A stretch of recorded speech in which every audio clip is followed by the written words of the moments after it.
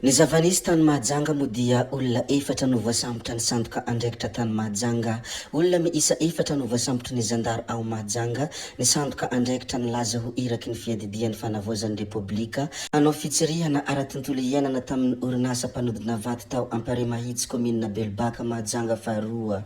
Ny zavatra misongadina any ivelany kosa dia velomahatreo ny réseaux sociaux ho an'ny latsaky ny 12 taona. Tsy ho afaka hampiasa réseaux sociaux intsony ny latsaky ny 12 taona any Australia. Tafiditra ao anatin'izany ny TikTok, Snapchat, YouTube, Facebook, Instagram. Mitaraka olana ara-tsaina ho any ankizy ny fampiasana izy ireo ary miombon-kevitra amin'izany ny ray aman-dreny ny mpanao politika rehetra ka tsy sakana ny fampiharana ny lalàna manomboka ny 10 Desambra ho avy izao. Fa ny tany Befandriana avaratra kosa dia rava ny trano fianarana EPPCZ Ambavaeba noho ny rotsakorana sy rivotra be loatra. Noho ny fandalovan'ny rivotra sy orana naharitra ny 30 minitra niaraka tamin'ny havandra dia nirodana sy rava ireo trano fianarana toy ny EPPCZ Ambavaeba any amin'ny distrikany Befandriana avaratra tamin'ny arivany alakamisy 4 Desambra 2024 tokony ho tamin'ny 5 ora ariva. Raha araka ny loharanom-baovao marim-potitra izay navoaka ny TVM Befandriana avaratra moa dia tokantranon'olona 5 no rava tanteraka ny tafitrano. Fa ny mikasika ny hazo sarobidy kosa dia ny kondo nikasika ny raharaha tahirin'ny Boderose ny tao Antalahy. Tantsaha mpandraharaha no nivory tao Antoerana ny andron'ny alakamisy lasa teo. Anisan'ny nitarika eo hetsika eo ny fikambanana SOS Boderose. Ny tanjony izy ireo ny jerena ankaiky ny fomba hivarotana any ireo hazo voatahiry ireo. No hamafisiny izy ireo fa latsaka anatin'ny fahasahirana na tanteraka ireo tompony hazo ka mangataka alalana hivarotana ireo hazo ireo ho tombotsoan'ny vahoaka.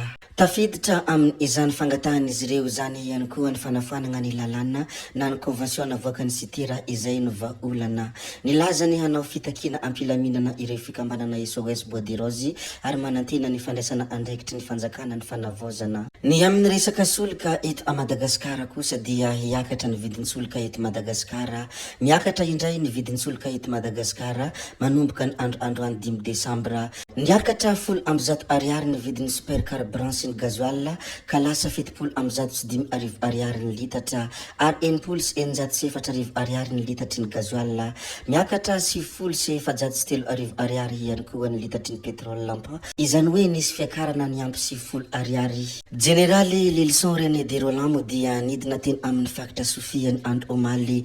Nanome fampanantenana izy nampanantenany amin'ny hitsiny sy ny rariny ary tsy misy ho avela tsy maty manota izany eto amin'ny firenena indrindra amin'ny raharahantany.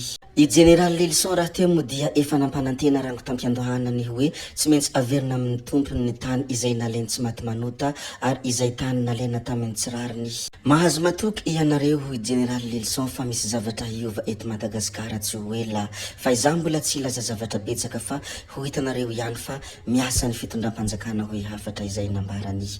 Tompoko vavy sy tompoko lahy, zay ihany koa no namarana ny video antsika koa dia mankasitraka anareo na vitana ianao hatramin'ny farany ary mbola manentana anareo foana ny mbola hanaraka ny video manaraka izay alatsaka iato misesisesy. Zay fa tsy halavena ny resaka ametra veloma izay veloma vetivety amin'ny manaraka indray no manao ny misimisy veloma ary tompoko lahy veloma tompoko vavy.